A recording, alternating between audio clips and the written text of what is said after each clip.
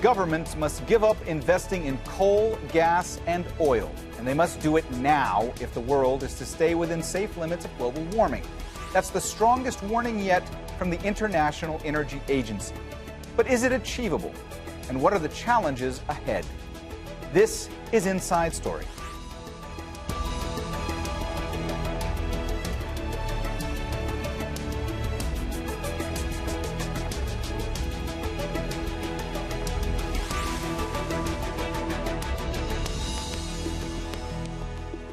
Hello and welcome to the program. I'm Mohammed Jamjoom. The world's leading energy agency warned global carbon dioxide emissions were expected to rise at their second fastest pace ever this year, and has just released a landmark report listing ambitious steps that are needed to cut down net carbon dioxide emissions to zero in 30 years. Among them is a ban on new developments in new coal, gas, and oil projects. The energy sector is responsible for about 75% of the emissions that are driving up global temperatures. And the agency says a drastic scaling back of fossil fuels is needed if the world is to stay within safe limits of global warming. That includes no new gas boilers or petrol and diesel cars, to list just a few of the everyday conveniences that will be affected. The IEA called on governments to act now if they want to avert the most catastrophic effects of climate change. The agency says there's a huge gap between government's rhetoric and reality. Many countries have pledged to cut emissions targets ahead of the UN climate summit planned in Glasgow in November. But the United States and Canada are still exploring new oil and gas fields for development, and the UK is licensing new projects in the North Sea. China did not commit to sharp cuts and is building coal-fired power plants, among other projects. So how does the IEA propose we get there? The plan goes into incredible detail about the steps needed, right down to things like more emissions-friendly speed limits. Here are some of the 400 steps proposed by the agency. Ultimately, they boil down to two major categories: more clean technology and less reliance on fossil fuels. Every sector needs to make the transition to greener tech. The amount of money being sunk into research and infrastructure needs to triple, bringing investment to $4 trillion every year. That's things like new recycling methods, cleaner manufacturing processes, and getting prototype ideas into everyday use. But arguably, the largest and most controversial step will be to step away from traditional fuels. It begins with no more gas or oil fields being approved from now on, completely converting the production of electricity to renewable sources, and changing the way our vehicles are run.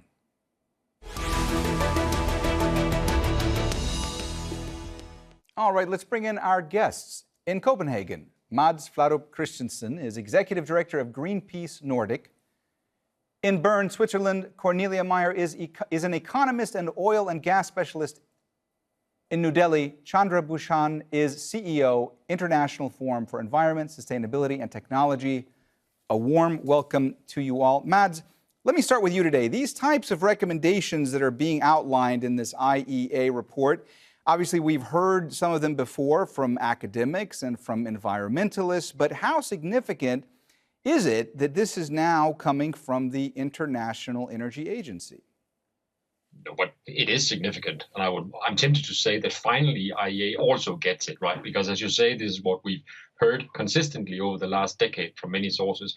But hearing the IEA, which is so important in many capitals around the world and forming energy policies around the world, hearing it from them that not only can we not afford to burn the oil that we are going out and looking for now, we also don't need it, right? There is a pathway for us, and that pathway is even attractive for us with more jobs and more growth, which is important to many.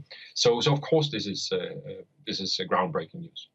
Cornelia, from your perspective, how ambitious are these recommendations?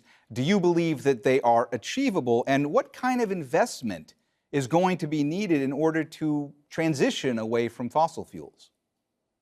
Look, I think we all agree that we need to stick to 1.5 degrees centigrade global warming from pre-industrial levels to the end of the decade.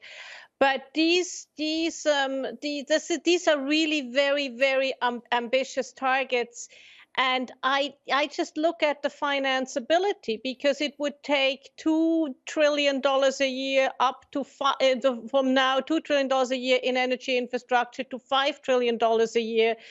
That is a lot of money. And yes, I am fully aware that climate change is one of the big risks and is also very expensive. Talk to the reinsurance companies, to the insurance companies. But still, I think this is pushing the envelope. It's very ambitious. And it's also, to my view, and it would be interesting to hear the Indian guest, very much a first world view, because I'm not sure it's quite as achievable in developing economies as it is, especially from the investment side, as it is in developed economies. So, Chandra, then let me pick up with you and ask you if, from your perspective, you believe that this path that has been laid out by the IEA to get to global net zero is actually achievable. Well, it is very ambitious, but the question we all have to ask, Mohammed, is what are our options? I mean to say, the most number of vulnerable people will be in countries like India, and the impact of climate change is going to be extremely, extremely high on them. We will see devastation of communities because of climate change. India right now has been stuck by cyclone. As I talk to you right now, the Arabian Sea has the most intense cyclone in 130 years, which has done extensive damage to the western part of the country. So I think when we discuss the amount of resources that is required, or the ambition that is required to maintain 1.5, we also have to look at cost, which we will incur if we do not take this action. In balance, I believe that there are many things that is achievable and doable. Renewable energy, for example, is something that India is already doing. It is cost effective. We can do it. Electrification of transport sector, especially light vehicle, we have plan in place. I think it is also achievable because internal combustion engine have run their course and motors are going to be far more efficient. I have major concern with respect to industrial sector. How do we make steel and cement? How do we produce hydrogen with the scale that is required? I think that is possible if we have global cooperation to do it. I'm not sure that we will be able to get that global cooperation looking at the way the world has cooperated on vaccine on COVID.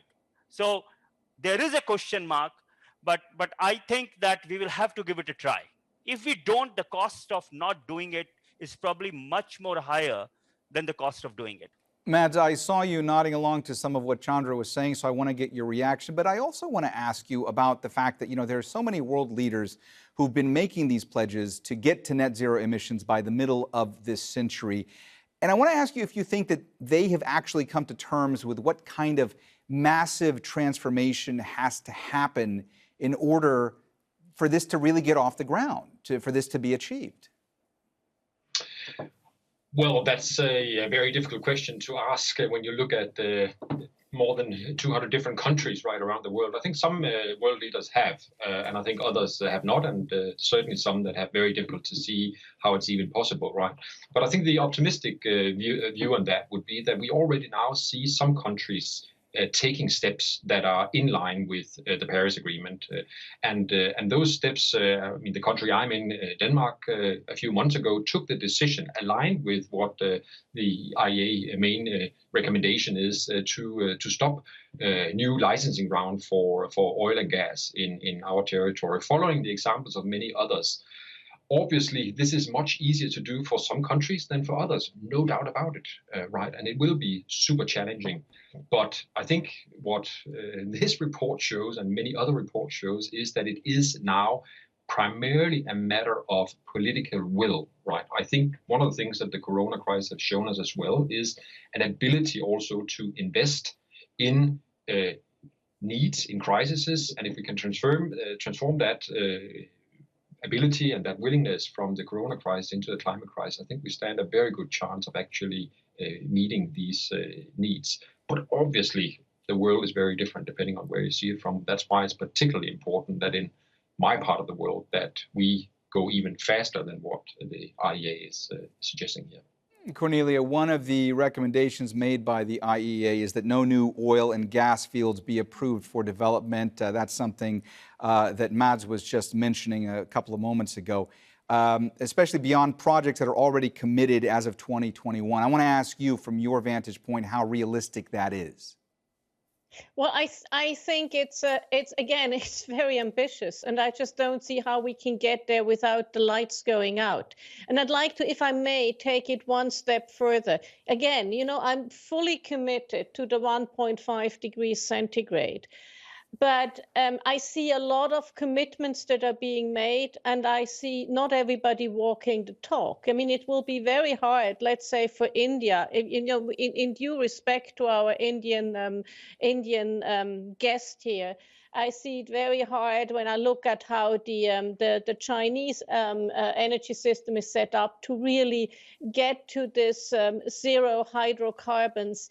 And there's one more thing that I'm a bit concerned about. We are all very, very in love with EVs, with electric vehicles. I mean, it's the infrastructure that needs to get in there is quite expensive and is expensive and extensive. And one of the things I'd like to see happen a little bit more, doesn't mean we're not going for EVs, but I'd like to see a little bit more of a full life cycle assessment, both economically and environmentally, of every use and source of energy. Because some of the uses of energy that may look very good, when you take into consideration decommissioning and so on, may look different. So I'd like to not just shift, as the IEA has done, the view on what has to be done. I would also like to shift the view on how we assess what has to be done. Chandra, the IEA also warned that an energy transformation on the scale that is needed at this point would require unprecedented global cooperation. That's what I want to ask you about. It's going to require that wealthier nations help poorer countries that lack the technological expertise or the investment capital to decarbonize. Is that something you can foresee happening? Well, it is very difficult to say because past has not been very encouraging. I mean to say, even if you look at the way developed world has hoarded vaccine and the inequity in vaccine that has happened during COVID period, or for the matter, investment and promise of giving money and technology to developing countries at UNFCCC. So the past has not been very encouraging. I believe that developing countries will have to do most of the work on their own. I'm not sure that developed countries will open purse for this as well. So I think we have to be realistic here. There are areas of co-benefit for India. For example, one of the interesting things in this report is it shows how cheap is energy access. We only have to spend $40 billion a year, 1% of energy sector investment, to provide clean energy to 750 million people in Africa and Asia who do not have access to electricity, clean energy, and massive indoor air pollution benefit and health benefit, education benefit that it will have. So there are areas where I think it is important for developing countries themselves to invest. I don't like the idea of developing countries coming with begging bowl. That shouldn't be the attitude. There is a global cooperation that is required. I think if we have global cooperation, good. If we don't have, developing countries will have to pull together and do it. I have this a little pessimistic view on this, but I think that's probably what is going to happen. Cornelia, it looked to me like you were reacting to some of what Chandra was saying there. So did you want to jump in? Yeah, I think I totally agree with Chandra. And the issue I have is I just haven't seen this cooperation. And really, Chandra's example of the vaccines is very good. And it is, it goes beyond having solar applications for electricity connectivity in many developed countries. It also goes into the whole industrial thing, and where I see complex. So where I see an issue there is that a lot of companies and a lot of countries are making big promises, but I don't see them as of yet walking the talk. I mean, the northern countries, the Denmarks of this world, they're great. They're walking the talk. But I see a lot of other countries who are making great promises and are not walking the talk. And that will be important. And lastly, it will be very hard. A lot of this will be expensive. And I just don't see, for the developing countries, the people with the firepower are the IMF, the World Bank, and the regional development banks. I don't see them at this current state to have the firepower to really deliver on this very ambitious program. So one of the things that would be needed is to give them a lot more money. Mads, there's a lot of discussion and debate around the issue of the new technologies that would be needed in order to try to reach net zero emissions. Are those new technologies actually with us now? Because there are some who say that they have been developed, that they are in the prototype stages. And then there are others that say that, no, this is very much something that's in the future. So let me ask you, have some of these technologies actually been fully developed, and are they ready to roll out? Well, I think that's actually one of the very encouraging messages in the report from the International Energy Agency here, right? That they very clearly state that the technologies we need in order to do this transition is already there. Some of them may not be at scale and may be further developed, but the base of the technologies are there, which is very consistent with, I think, what Greenpeace and others have been saying for years, right? That we cannot sit around and wait for some magic or some science to solve the problems for us and thereby prolong this crisis and the solving of it, right? And that, I think, is a very important message to policymakers as well, right? There's no point in waiting. The price drops we will see and continue to see, we've seen it on renewable energies, of course, during the last few decades, massively on solar and on wind, will continue also for the technologies that are not at scale yet, right? Only by getting them out there at mass, right? So I think the message here is loud and clear, also from this report, is don't sit around and wait for that. Obviously, innovation, further development, maybe even new technologies will come up, but that will happen in parallel with the rollout of what we have now. And I think the encouraging message here, right, is that there is only benefits from renewable energy here, right? We have more jobs in it, we have investments that goes to the right places, and we have clean air, and we have very low running costs on them as well, right? So it all depends how you look at the cost perspective here. Chandra, what do you say? I mean, from your perspective, is there climate-friendly tech that can start being rolled out on a massive scale right now? Mohammed, I think, the encouraging part of this report, first of all, this is not a surprising report. People have been talking about these things for close to a decade. This roadmap has been put out by many institutions. So what IEA does, IEA has now come and established that, yes, this roadmap is possible. The second thing is one step at a time. This is what the report says. There are technologies which we can use cost effectively right now. And then there are technologies in the future for which we need to invest in innovation and technology development. Those are expensive technologies. They are going to come over the next few decades. One of the problems I have with this report is with respect to jobs. Now, I can understand IEA having the database of OECD on jobs, but it is important to understand that unlike developed world where the economy is formal and the jobs are formal, large part of job in fossil fuel industry in developing countries are in informal sector. They are not, salaried job. Large majority of people in developing countries are either self-employed or, they're contract workers. How do we generate job for an informal economy? How do we do just transition for an informal economy? Is not the answer that I see in this report. That's another area of work. So I'm not that optimistic about renewable energy having equally similar amount of job in developing countries when we replace them with fossil fuel. So that's one big question mark which we will have to tackle. Cornelia, if we do start seeing more countries around the world actually moving away from fossil fuels, I want to ask you how that impacts the region where I am right now. What does that do when it comes to oil-producing countries in the Middle East, when it comes to GCC countries? Well, first, I just quickly want to react to the jobs thing. Yes, there is a jobs issue. Actually, oil and gas production doesn't create that many jobs either. So there will be more informal sector jobs in renewable energy.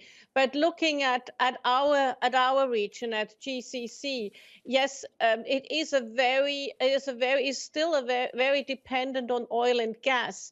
But you look at what has happened over the last 5 years. You look at Vision 2030 in Saudi Arabia, which is very much looking at weaning the country off its total dependence on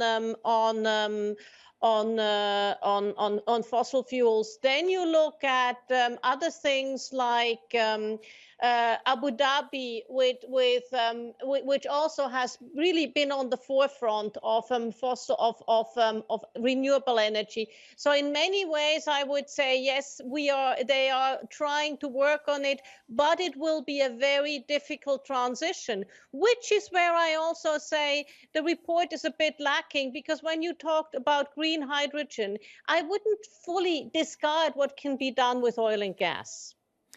Mads, I know this is a bit speculative, but you made mention earlier of the fact of how sort of surprising it was to hear all this from the IEA right now, because obviously the IEA is an organization that wasn't exactly known to be renewable friendly in the past. I mean, it was really seen to be by many to be more in the pro-fossil fuels camp. So I want to ask you how much you think this report could inform and impact negotiations at the UN COP26 climate summit coming up in November in Glasgow. Well, I think it's difficult to say, right? But I think some of the countries that have been using the IEA as an excuse for not taking steps, for example, to stop new licensing rounds for oil and gas, right? They've been pointing to say, IEA tells us we will continue to have a demand that is a certain size. Now we have a report here that confirms that the demand of oil will probably drop to around 24 million barrels a day in 2050 compared to the 90 million today. And these countries will need to explain why they are not putting a full stop to new licensing round. That is countries that we normally think are climate progressives, Norway, the UK, and other developed countries, right? So I think this will drive a pressure on them, right? And make it clear that there is no longer any excuses for not making the policy decisions that match the ambition decisions they've already made when it comes to net zero and when it comes to reduction targets in 2030, as they reported into the UNFCCC process, right? So I have no doubt that this will be an important report. As you say, conservative institution, they consistently have been underestimating the development of renewables and overestimating the price of renewable energy over 2 decades now, right? And therefore this is important. Chandra, what are the biggest obstacles to achieving the goals outlined in this report? See, I think the biggest obstacle is going to be finance. How do we muster low-cost capital? I'm looking from developing countries' perspective. The cost of capital for renewable energy, for example, in some of the countries are just unaffordable. So how do we get global capital at a cost which is affordable and actually reasonable for developing countries? You know, we live in a very funny world where countries who are most vulnerable to climate change are likely to pay the highest interest rate on global capital. So we actually penalize climate vulnerable countries. The global financial system does that. I think we need to turn the table, wherein if you are more climate vulnerable, you should be getting capital at a much more concessional rate. So I think finance is one challenge. How do we do just transition is another challenge. I just want to contradict a little bit what Cornelia said. See, coal sector in India employs 15 million people alone. And the total green job that IEA predicts is 16 million across the world. So I think we need to have a certain sense of how many people are actually working in fossil fuel industry. So just transition is going to be very important because there are a large number of people who are dependent on fossil fuel. I think these two are going to be important. I'm not bothered about technology, frankly speaking. If you have market, you will have innovation and you will have technology available. So I think broadly, these two are major concerns that I have. All right, well, we have run out of time, so we are going to have to leave the conversation there. Thank you so much to all of our guests, Mads Flarup Christensen, Cornelia Meyer, and Chandra Bhushan. And thank you, too, for watching. You can see this program again anytime by visiting our website, aljazeera.com. And for further discussion, go to our Facebook page. That's facebook.com/AJ Inside Story. You can also join the conversation on Twitter. Our handle is @AJ Inside Story. For me, Mohammed Jamjoom, and the whole team here, bye for now.